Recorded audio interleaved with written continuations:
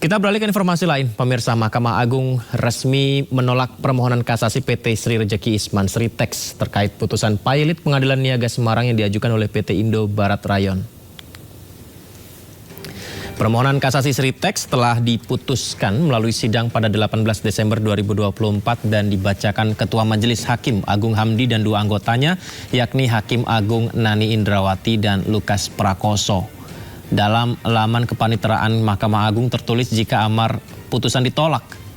Manajemen PT Sritex sebelumnya telah mendaftarkan kasasi pada Oktober 2024 setelah dinyatakan pilot oleh Pengadilan Negeri Niaga Semarang. Dan selanjutnya perkara itu diajukan ke MA melalui PN Semarang pada 15 November 2024.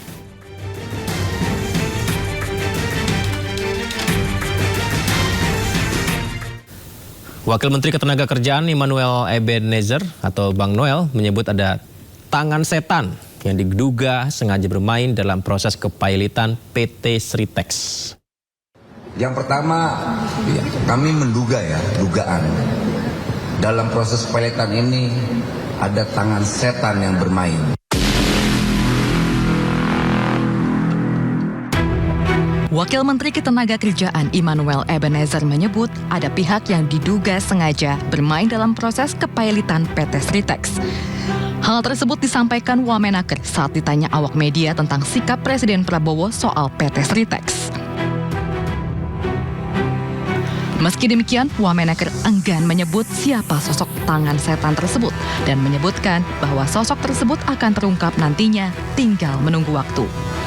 Pada kesempatan itu, Wamenaker juga memastikan komitmen Presiden Prabowo Subianto bahwa buruh Sritex tidak akan di-PHK. Yang pertama, kami menduga dugaan dalam proses kepilotan ini ada tangan setan yang bermain. Itu catat. Kedua, soal sikap Presiden, saya rasa sikap Presiden tidak berubah, yaitu tidak ada PHK. Pemerintah melalui Kementerian Perindustrian berupaya menyelamatkan PT Sri Rejeki Isman Tbk atau Sritex dari kondisi pilot. Sejumlah skenario penyelamatan disiapkan agar raksasa tekstil ini bisa terus beroperasi tanpa ada pemutusan hubungan kerja karyawan. PT Sritex saat ini mempekerjakan 50.000 karyawan. Meski terus berproduksi, Sritex memiliki utang yang terus bertambah selama bertahun-tahun. Dari laporan keuangan terbaru, PT Sritex saat ini memiliki utang sebesar 25 triliun rupiah ke sejumlah pihak. Tim Liputan iNews melaporkan. Berbagai solusi dan skenario disiapkan pemerintah untuk menyelamatkan nasib karyawan Sritex yang terancam PHK besar-besaran. Presiden Prabowo Subianto meminta menteri-menterinya melakukan penyelamatan pabrik tekstil terbesar di Indonesia itu agar tidak terjadi PHK besar-besaran terhadap karyawannya.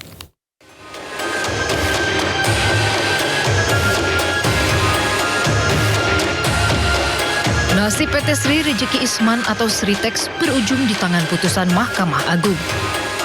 MA resmi menolak permohonan kasasi Sritex terkait putusan pilot Pengadilan Niaga Semarang yang diajukan oleh salah satu krediturnya, PT Indo Barat Rayon. Pemerintah sendiri sebelumnya menyatakan komitmennya untuk menyelamatkan pabrik tekstil terbesar di Indonesia yang terletak di Sukoharjo, Jawa Tengah itu.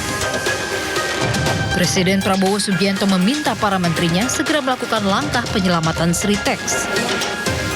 Menko Perekonomian Airlangga Hartarto mendesak manajemen Sritex untuk tidak melakukan PHK besar-besaran terhadap puluhan ribu karyawan Sritex.